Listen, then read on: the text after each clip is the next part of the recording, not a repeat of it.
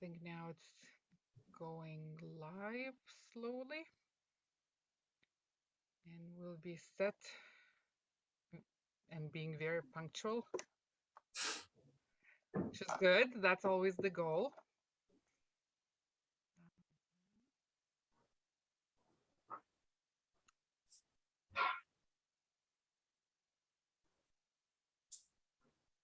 Okay. Well, good afternoon to those who are joining us. I see people logging on, which is good. We can still give a few seconds, even though it's exactly 4:30. So you are 1 hour behind us, right? In Italy, it's now 3:30. Exactly, yeah. Okay, well, you still have more of the working day left. We are at the end of our day. Actually, no, because I start at 7 a.m. in the morning, so. Okay, so you'll kind of work on our timeline. Yeah. Good. Well, good afternoon from Egypt. Wonderful. We have international audience joining in. I see some Lithuanian names, so welcome everyone. And this is a good reminder that if you have any questions, any comments, feel free to use the Q&A box and the chat box on the bottom of your screen. So that's the option that Zoom provides to us. Otherwise, I think we will start, just to be responsible in saving your time and being respectful to your commitments. So by now, this is our third cybersecurity webinar that LCC International University is doing, and that's part of our initiatives behind what we want to do with the Cybersecurity Bootcamp. So we have a 6-month part-time program together with our partners, Cybint or Thrive DX, and that's the professional qualification program that prepares specialists to go into the cybersecurity careers. I will post the link in the comments to the program in case any of you have further questions, so you'll be able to learn more about the program. But together with our bootcamp partners, we are doing these weekly, bi-weekly webinars, all under the umbrella of cybersecurity, with different themes, different topics presented by our partners. So today, my pleasure is to welcome our partners from Italy, HWG Cybersecurity Company, and Andre Montiano is our guest speaker today. So the theme that you can see, the topic of the day is all about CM, detecting what you are logging. And I give the floor at once to Andre. And Andre, if you could just introduce a bit more about yourself and HWG, and then lead on with the webinar. And thank you so much for joining us today and for sharing your expertise and your knowledge with the audience. Okay, thank you for your kind introduction. So hello everyone. I'm Andre. I'm from HWG, which is a cybersecurity company focused on basically detecting attacks in other organizations. So basically what we do, we go to other organizations, we say, hey, give us some information from your network and we will detect your attacks and we'll help you prevent them and so on. So to put it briefly. And my role in HWG is in the research and development department and a bit in the, let's say, security operations center, and also doing these talks. I'm, let's say, the front end for such talks at HWG. And the topic today is CM, Security Information and Event Management, which is a security tool used by us a lot and in general by Security Operations Center. And the subtitle, which is detecting what you're logging, is something pretty obvious for someone using every day the CM. So the objective of today is explaining basically how the CM works, what it does, how it helps. And after this, I will show you also a brief demo, basically showing you an attack and then how the CM detects it and how it helps people from the Security Operations Center to respond to such attacks. So, okay. So Basically, I will start with, let's say, with a little bit of background. And the background starts with the modern IT infrastructure, which these days are very, let's say, huge. So they span across traditional on-premise IT, cloud-based, and operational environments. So besides being very large, sometimes they're very heterogeneous. And of course, this means that they have a lot of devices, let's say. So if you're thinking about network devices, you have routers, switches, firewalls, so on, or different kind of workstations such as Windows and here or Linux. And here we think also about servers and workstation that you work usually on.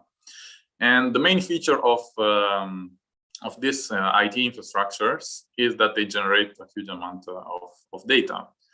And if you're thinking about cybersecurity and detecting attacks, you have a huge problem because a cyber attack is basically in this environment is like a needle in the haystack.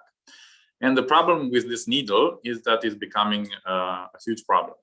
As you know, this past couple of years, the trend in cyber attacks are ransomware attacks because they're hugely, let's say, beneficial for the attackers in terms of financial gains.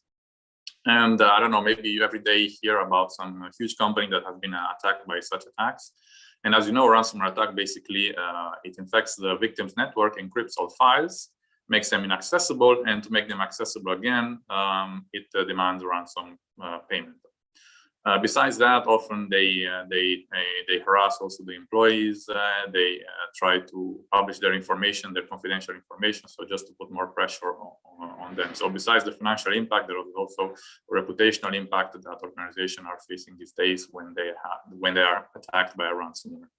So you see Accenture, a famous cybersecurity company that has been attacked as well, and we have a lot of companies from different fields. Probably the most famous one is the Colonial Pipeline attack in the US, which basically, let's say, interrupted the flow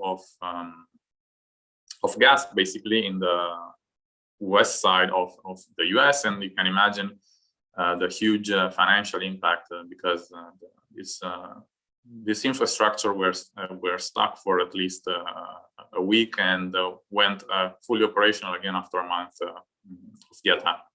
And the funny thing is that the Colonial Pipeline paid the ransom within hours of the attack, but the software that the attackers provided was very ineffective. And actually, at the end, Colonial Pipeline to get back online relied actually on the backups. So it took them almost a month to get back online 100%. This is another chart about the ransomware attack trends, and they are growing. There's no issue. So I don't know. We in our company we say unfortunately business is good in that perspective. I can mention a new cyber attack. The Italian train company, the national train company, has been affected by a ransomware attack yesterday. So, as I said, ransomware really are on the news and are not going away in a shorter period. More generally, there are more and more malware samples, and not necessarily different samples, but just slight variations. And attackers are selling these malwares for very small prices, and less and less, let's say, expert attackers have access to malicious tool and can compromise organizations. And what it makes things worse is that even, let's say, there are state-sponsored attacks. So governments are funding organizations to attack other governments or companies. And usually these are advanced persistent threats. You might have heard about the Stuxnet worm or Triton malware, which impacted the control system. So the new trend is also affecting the physical world. Besides compromising computers, you can now affect control system, which affect the physical world. And the example is with Stuxnet, that basically is a malware that compromises the controllers of a nuclear enrichment facility within Natanz in Iran. And this malware basically destroyed enrichment centrifuges. So you can imagine the dangers of it, of radioactive material just floating around with people around it. So yeah, the scenario is not pretty. And besides these challenges of the threat landscape, there are other security challenges which are more general. So here I'm highlighting those that are much more related to the CM. So it is about a challenge in analyzing in real time terabytes of logs, collecting these and having them stored somewhere for compliance reason, and being able to show them when it's needed, searching through this log and finding meaningful information, represent this information in a graphical way so that humans can rely on this information and make decisions, and of course, detecting deaths, outages, system crashes, and so on. So this is what it's kind of solved the CM. And so if you want to put it like in one sentence, is give you a clear picture of what you have inside your organization. And the CM, mind you, it should work along other, let's say, security tools. And the ones that you know probably and have heard are firewalls. And these are just a few examples. EDRs, which are, let's say, the next generation of antiviruses. ADR means endpoint detection and response, and of course, email protection. So, you know, firewall is basically a device that sits at the edge of your network and basically filters the traffic according to some policy in order to prevent what is bad outside to not come inside. And sometimes it also prevents that something already compromised should not interact with somebody bad outside. Now, firewalls have evolved, have many modules, and can do a lot of things. I will not go into detail because the topic is CM. Now, the other security tool is the endpoint detection and response, which is an evolution of the antiviruses.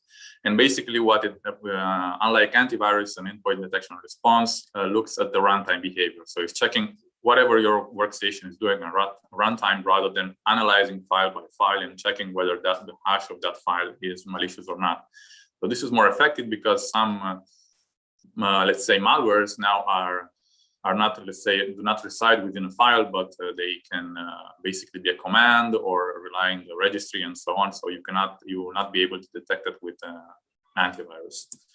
And of course, email protection. Email protection is the most fundamental protection tool, and you need visibility from that because 91% of the attacks, or somewhere around that, are phishing emails.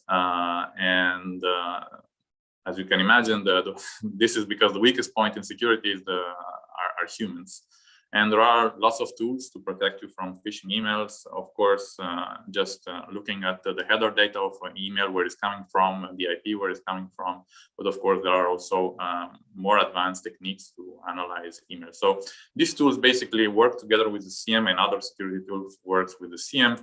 And they send all this information to provide to the CM and to the analyst using the CM, the visibility of what's happening. So basically, the CM has this feature, which are more or less related to the challenges that we want to overcome. So the collection of logs, to aggregate them coming from different sources, analyzing this log in a meaningful way in order to have a security response. Let's say it has automation to do correlation in real time. Correlation is that I'm having events from different sources, different devices, and I can put them together to have a clear picture and say that those are related. So one example that you will see in the demo is that the CM will put together events generated by a DNS server, which is basically resolving domain names such as google.com into IPs with traffic within the firewall, and saying that these two events are related and are correspond to a malicious pattern. Of course, you can go also backwards. So forensics, you can, as you are storing this information, you can go back and analyze and find, for instance, the cause of the attack. So you might detect in real time the attack, but you might need to find where it came from. So that's log forensics for. So monitoring, you can have dashboards for people to check them and use them for detection. And from these monitors, you have real-time alerts, which will send basically email to the meaningful people to react as fast as possible. And another important thing is, mostly for compliance, is to have reports generated from this huge amount of data. So the architecture of the CM, I will show you to high level. It's very much complicated because it's managing a lot of data. So there is a lot of let's say, distribution within the architecture to be able to manage in a parallel way this amount of data. So we have the event collectors, which are basically machines that sit in the organization that we want to monitor. So we are HWG. We want to monitor some organization for attacks, and we are sending them this event collector. So it's basically a device that sits there and collects logs from their tools, from their devices. So workstations, servers, firewalls, routers, and so on. Then there is an event processor, which might get information from several event collectors. So in this case, from different organizations. And basically it gets this data and puts them in, it enriches this data in some way to help then the, let's say, event consumer or the logics, the central logic, let's say, that do the final correlation. So what it is, let's say, collected are events, and flows. And so we have also flow collectors and flow processors. As I said, there is a central console for managing all that is, let's say, triggered and notified. And of course, this is a logical representation. The hardware and the software is much more complicated than I said.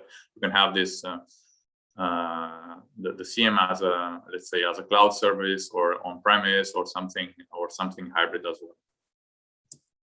So this is an example of a console from a CM. I'm showing you just two dashboards, the most meaningful one. So usually we have a dashboard with trends, which is the one on the right, showing the number of offenses, which for alerts. This is offenses in terminology of IBM. Later on, we will see the IBM CM, which is called Curator. And the other thing that we have, which is more useful for the analyst. So the second one is maybe useful for management. The first one is useful for the ones doing the work. So they need to see tables, IDs. And so here we see a list of alerts and with some information. I will show you more in detail in the demo this dashboard. So moving on. So the collected data in particular, just a brief list here. We have security events. I will explain later on what are events, which come from different devices, networked events, which come from network systems such as switches, routers, servers, and so on. Network activity within the application. So what I mentioned earlier is traffic below, let's say, level 1 in the network stack. Activity from the cloud, or even activity of the user when it has managed, when it has, let's say, logged in, or even information from assets. Some information from assets can be also about their vulnerability. So there are tools that monitor if some asset is vulnerable, and it will notify, hey, you have this asset which is vulnerable, probably you should take it out from the network. Events from endpoints, so logs from Windows or Sysmon or EDR solution, of course, application logs from useful application or databases, ERP, and so on. And CM, more importantly, is also collecting threat intelligence feeds. So example, indicator of compromise. Indicator of compromise can be IPs associated to malicious activity, hashes of known malicious software, known malicious domain, and so on. So all this information is put together in the CM, and it's been then used for the detection part. So, well, LN's example, besides from where they come from, you can see them as a reconstruction of the traffic to have human readable information. So you have events of this form when either if a user logged in or out, if he failed due to some reason, so password logged out, unknown user, DNS request, somebody deleted an email from some folder, somebody put a forward rule on the email folder, and you can also have flows. So this is another high level, let's say, information that you can see within the CM.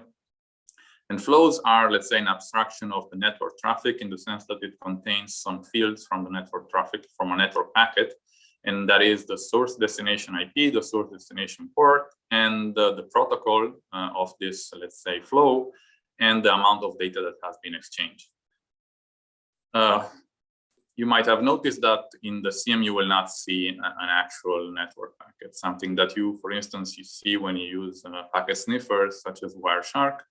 And the reason is that when we are trying to correlate events and attacks, having information about let's say, level 3, 2, and 1, so the physical, the data frame, and the internet layer, are not really meaningful having those fields. And since they are not meaningful, first of all, and if we would store them, then we would really, let's say, exhaust the memory that is available for the CM. And memory available for storing the logs is it's somewhat a problem in the sense that it costs, because you can have terabytes of data, and usually you're able to only collect, let's say, a limited amount of data which is associated to a time frame. So usually it is necessary for compliance reasons to store 6 months of traffic. So if you put also the layer 1, 2, 3 as well, you will definitely need more space, and you wouldn't benefit from having this information. So this is an example of a log which is translated then into events. So I highlighted here some fields which then is used to generate an event. So this will be a login event, and it is associated to me. You see that the operation is user logged in.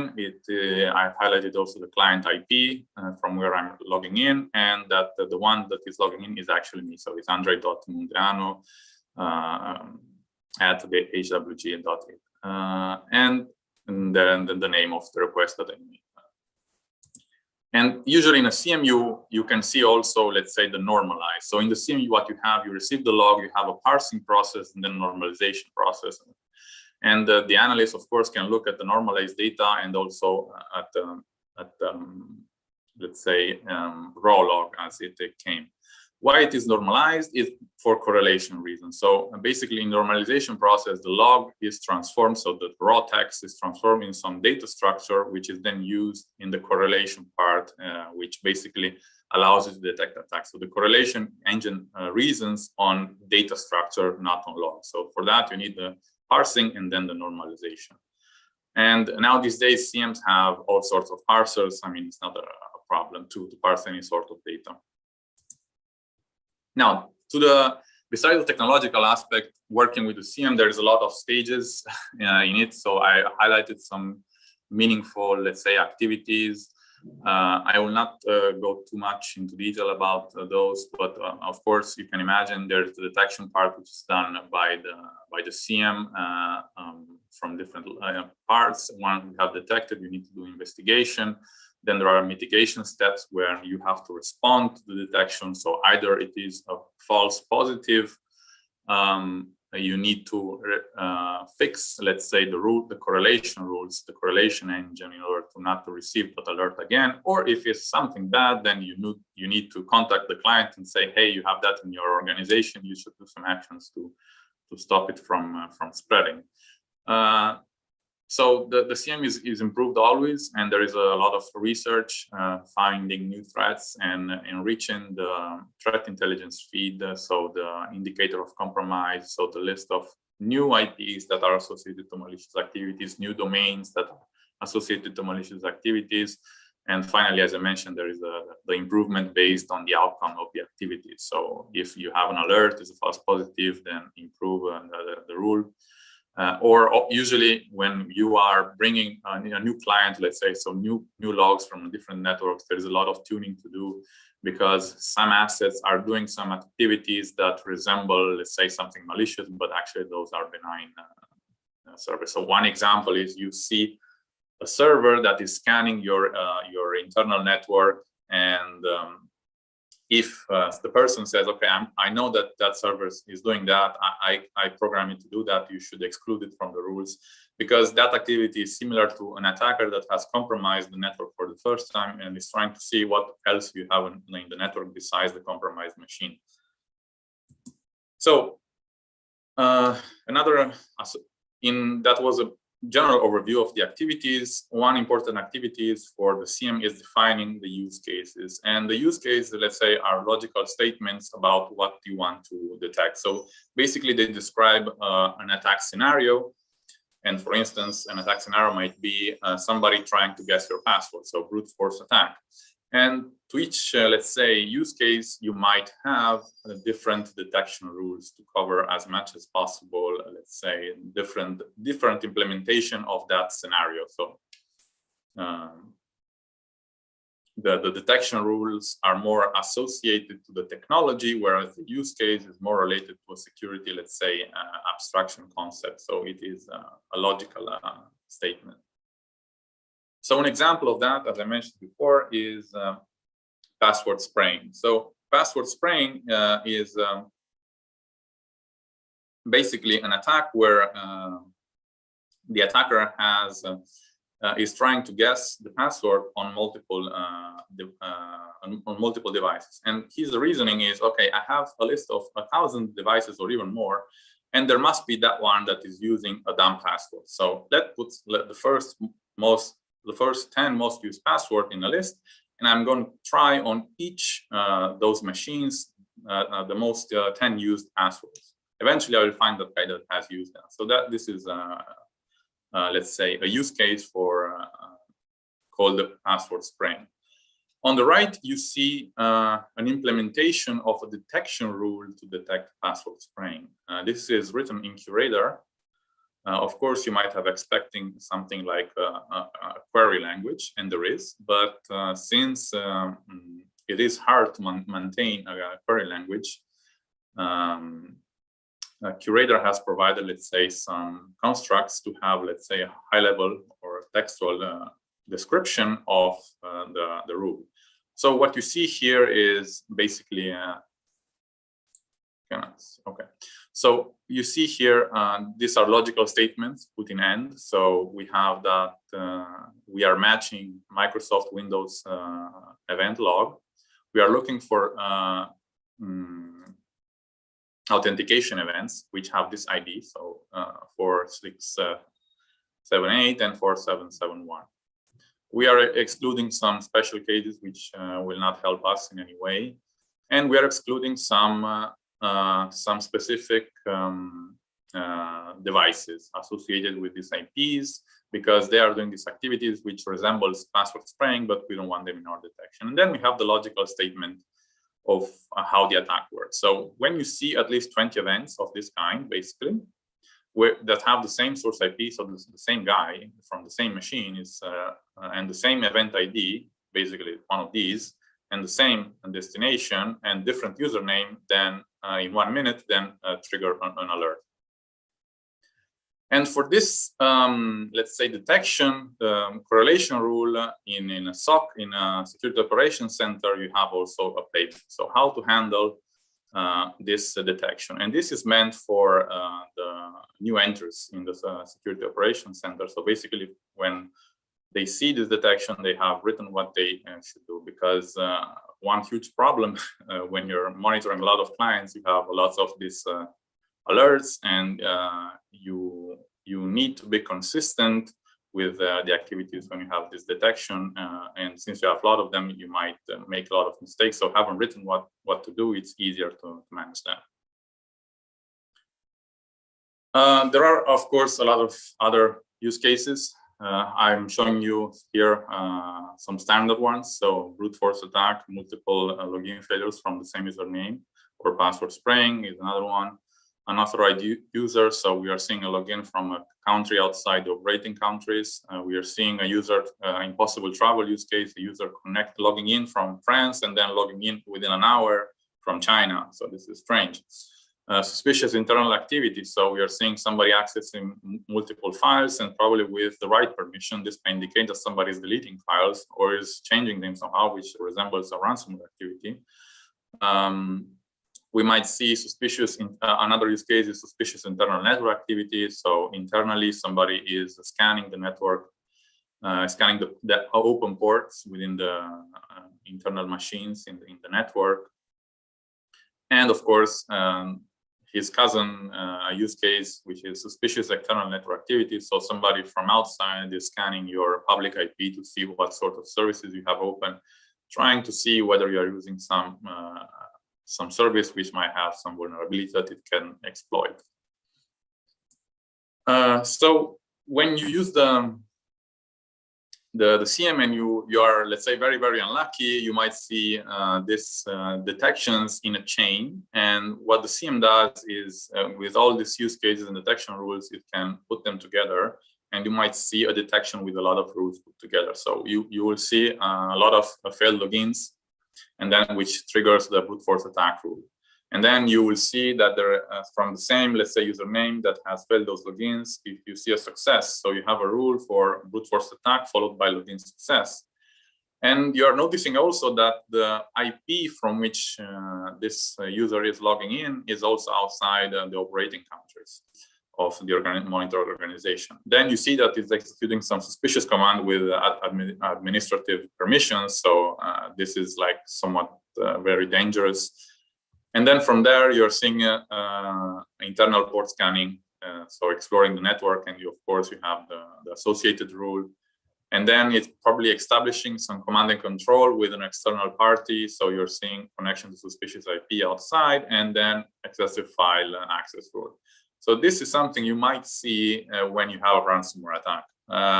Probably, let's say, the first two, throughout here, this can happen in the span of months. So the CM can actually put together all this activity, and I think it's really cool. Because this part is the part of the deployment of the attack and should happen as fast as possible. Otherwise, somebody will detect it. Other ways to define, let's say, use cases is based on the threats that you're seeing in the landscape. Probably something famous that you have heard is the Log4Shell vulnerability, which is a vulnerability that basically allows somebody, so that is trying to log in with your web app. So you are into Google. You're into Google, you want to write down, for instance, a search, but instead of putting a search, you put this particular string. So JNDI, LDAP, remote, and so on. And with this vulnerability, what would happen is that you would be able to load a malicious executable file within the Google's remote servers. And if you can do that, plus you could do it also with administrative privileges, you could do basically everything, because you would have admin access to one of the servers, something really dangerous. So a use case for that was not something, let's say, humanly readable. It was this huge regular expression, basically, which was meant to basically detect anything that somebody would send that resembled, let's say, this structure. So JNDI, LDAP, and then an IP and some object. And this, in particular, in this case, this must have been, we have something that we have done in our company, and we have done it really fast, because as soon as this vulnerability was disclosed, the threat intelligence, let's say, companies told us that the attackers were exploiting it. So it was imagined that it was really fun to build this detection. Now, what I mentioned also here are the threat intelligence and the IOCs that are using the CM. So IOCs basically enrich the detection capabilities of the CM because it allows you to detect something that might look normal. So you're seeing somebody connecting to an IP, but if you have the threat, which might look normal, because it might be a connection, a web connection, okay? But if you have the IC telling you, okay, that IP is associated to some ransomware behavior, then you can act on that. So in a CM, in general, you have correlation rules, which are independent of the threat intelligence sphere, so are more logical statements. IOCs enable you to have some external information about the things you're monitoring, so IPs, domain names, users, and so on. And the threat intelligence, let's say, business has grown a lot. There are more and more companies that are selling this threat intelligence feeds. You can go basically on their web pages and have information about the threat actors, their origin, their affiliates, how they operate, associated, let's say, tactics, techniques, malwares, and so on. So everybody who's having a CM is definitely buying threat intelligence feeds. here we have an example of basically an IP and the associated, let's say, malicious assets. So here, these are 20 more files, malicious files associated with this IP, a malicious domain, of course, and it's still active. So all this malicious activity is still ongoing from this IP. Another part of the detection, besides the correlation rules and the enrichment via the threat intelligence feed, are the behavior analysis, which is called UEBA. So it's user entity behavior analytics analysis. And what it is at its core is AI-based technology to detect, let's say, deviations within your network from normal behavior. So basically what it is you have AI, which is monitoring and learning the normal behavior of your company. And when something goes outside that normal behavior, then you will have an alert. Of course, it doesn't mean that that is necessarily malicious, but if you given the threat scenario, so for instance, phishing emails, which basically open a door for attackers and might make them look like benign users, the web UEBA is more and more important. There are different techniques to build that. I will talk only about unsupervised learning.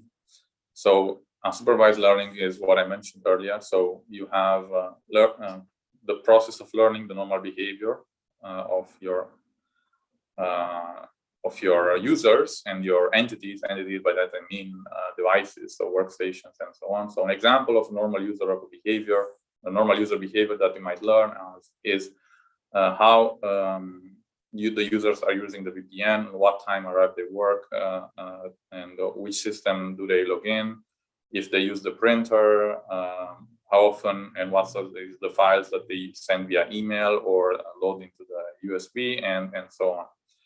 So what it does at the end for the users in a specific case, it creates groups of users. So ideally, usually, so an example might be that you have users from the same department in the same group, but not necessarily it is the case. It depends on the granularity that you want in the detection, let's say. So what you detect when you are monitoring the normal behavior of users, you are detecting malicious insiders. So you have a disgruntled employee who is trying to sell all your private information and sensitive information to some external party, or you might have, as I mentioned earlier, a compromised insider, so a user that has been infiltrated through let's say, to a phishing email. Now the attacker has the account and is acting like a normal user. And what is good about the behavior analysis is that it's able to detect unknown attacks, whereas what I showed before that, you are detecting something else. So when I write a use case, I'm thinking about an attack. So for me, it is somewhat a known attack, a known pattern of attack. Behavior analysis allows you to detect what it is unknown. Now, that's it, let's say, from the presentation part with the slides. What I want to do now is show you a brief demo. And in this demo, basically, we will see an attack scenario, and we will see how the CM detects it. In this attack scenario, basically, we have 4 devices. So we have a victim machine, a Windows 7 machine, if you understand, a Kali Linux machine, which is the attacker's machine, and then we have, let's say, network devices, which you usually have in an organization. So a firewall, in this case from Palo Alto, and a DNS server. And basically, the attack starts with a phishing email. Since I mentioned that 90% of the attacks start with a phishing email, let's start to do that, and then I will show you how it goes from there.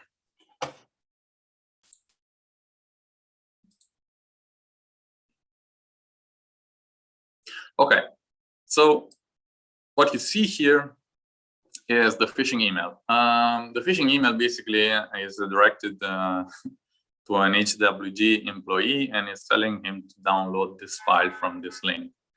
Now, what is funny about this link is that it's somewhat obfuscated. So what you see here is not the actual link from which you will download the file. So this was supposedly intended to trick the user. The actual link is down below. So you see here hwg.it, whereas the actual link is germanwritesforyou.com, which is a known malicious domain. When you click on that, you will download a PDF file. That PDF file has been modified, and it contains an executable part which basically exploits the PDF reader.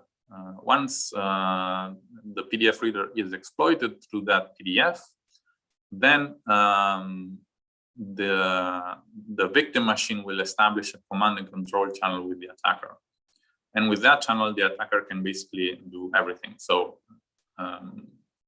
completing the first exploit part, and then scanning the network, or even deploying some malicious software.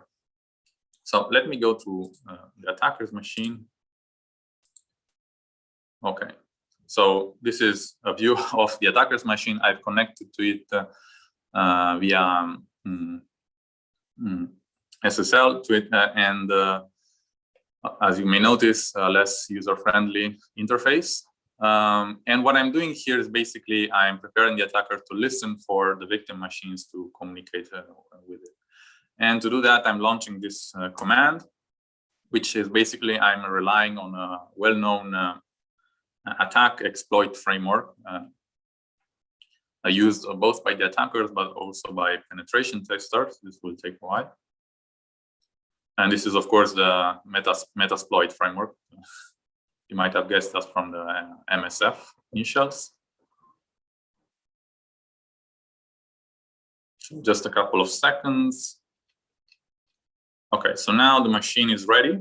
So what I'm doing right now, the attacker is on a listening mode, waiting for the victim to contact him. And that will happen when the victim will open and that will download and open the PDF.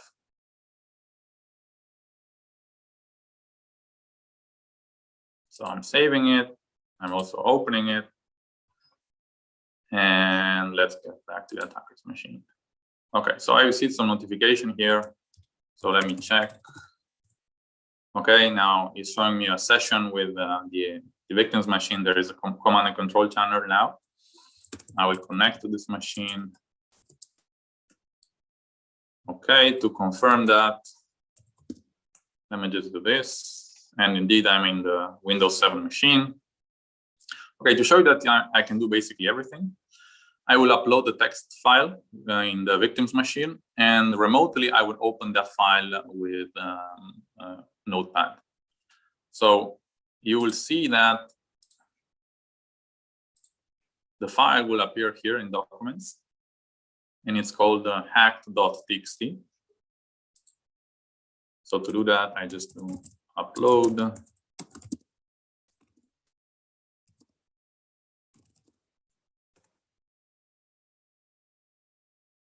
Okay, to confirm that.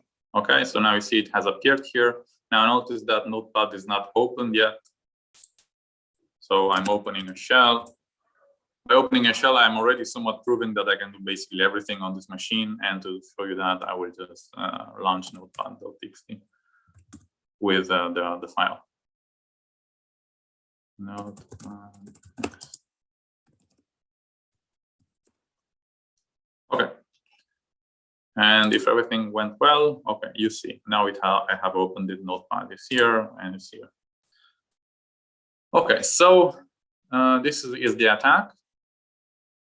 Now I will show you the detection. So this is the CM, the console of the CM that the analysts use for detection purposes. I filtered it only to show the HWG activities. In particular, to that attack, we have these notifications.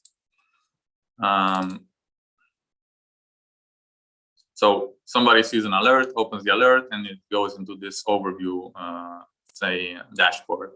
And it's showing us some stuff. So let's say the magnitude showing how the gravity of this attack.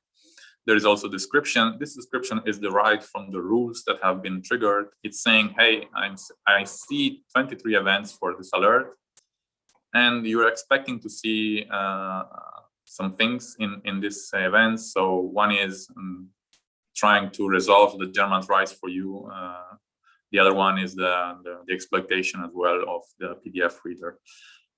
So there are a lot of other information here. So the source IP, so general overview. Generally, the attacker, the analyst, what it does is it by seeing this and having seen probably a lot of this stuff, it will, as fast as possible, go to the events to understand what happened.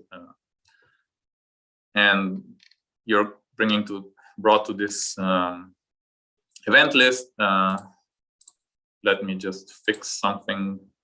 So now I will sort them by the time of their detection, let's say, because they are not by default. And just to show you how nicely the CM reconstructs the sequence of events.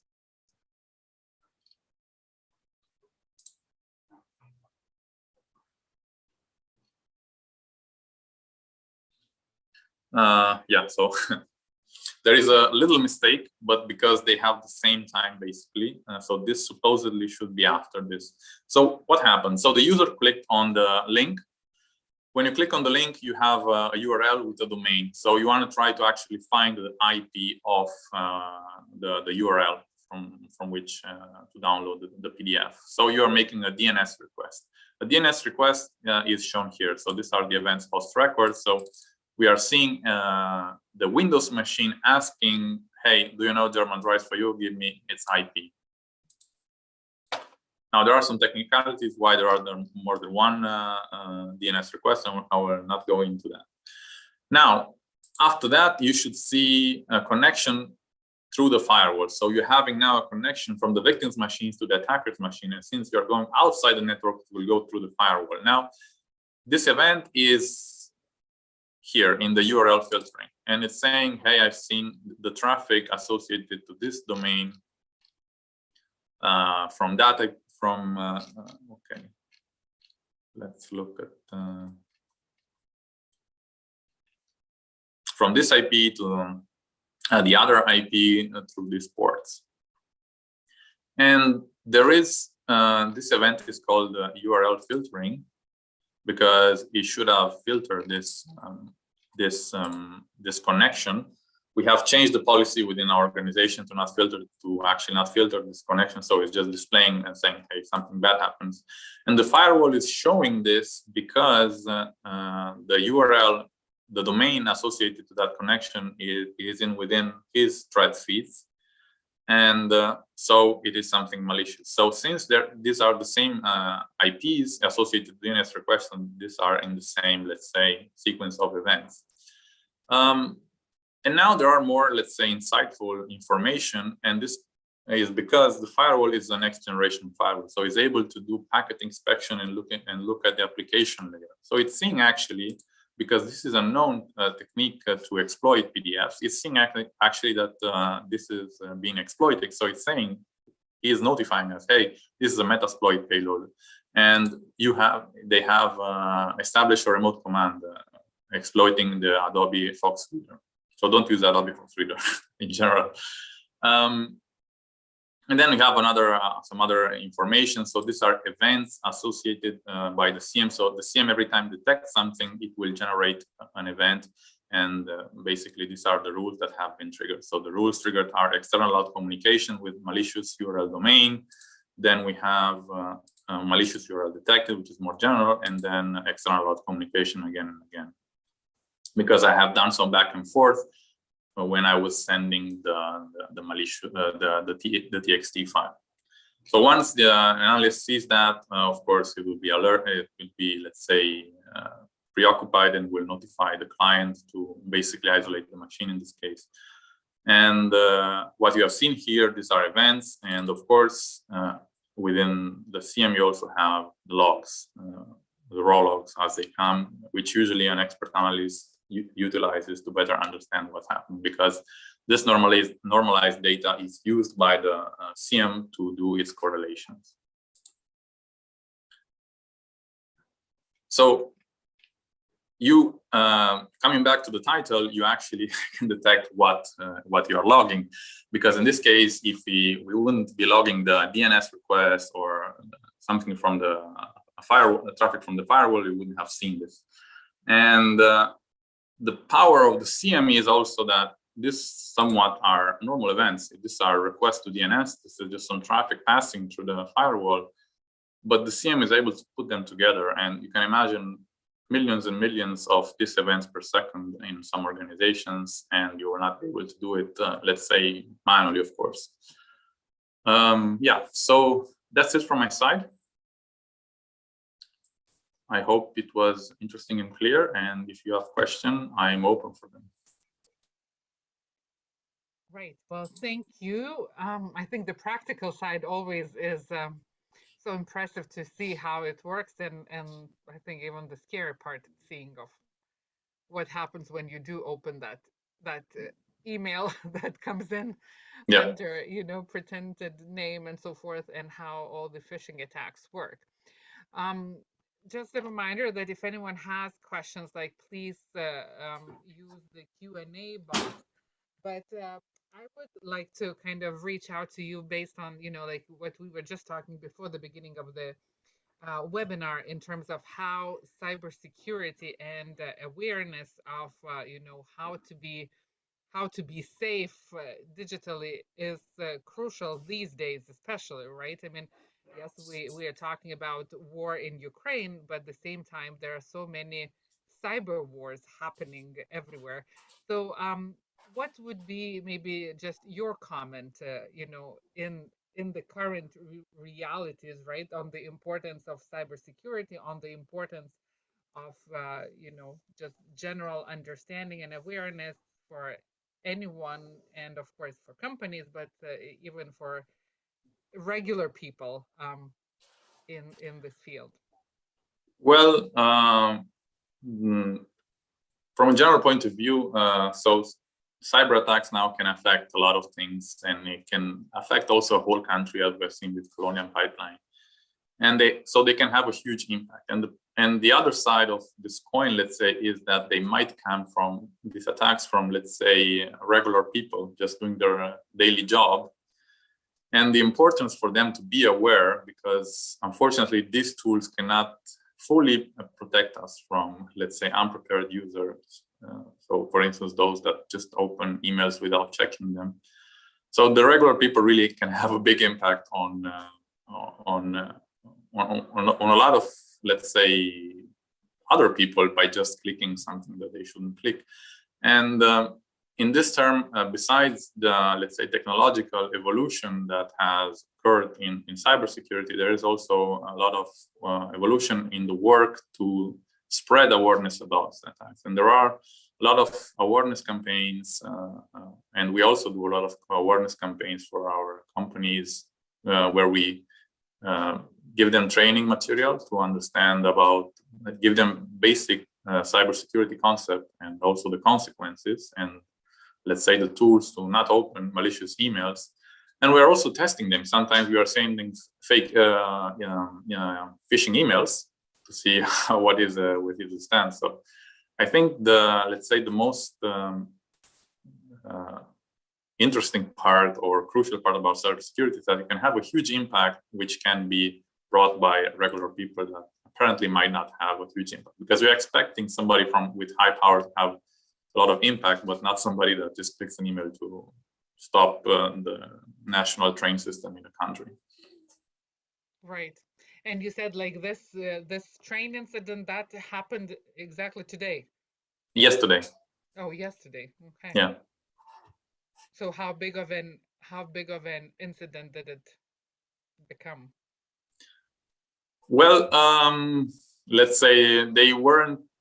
I'm not sure, to be honest. I know that they weren't able anymore to use the workstations, but let's say the network associated to the trains was intact, fortunately, because they would have reached to the train as well. That might have been even worse. Right.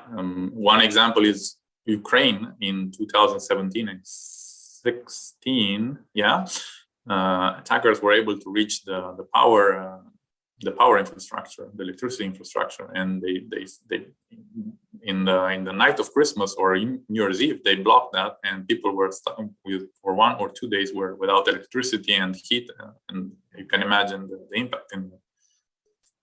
Yeah, so well, that's the thing, right? That sometimes from small emails to much larger extents, that's the reality of what cyber attacks can do.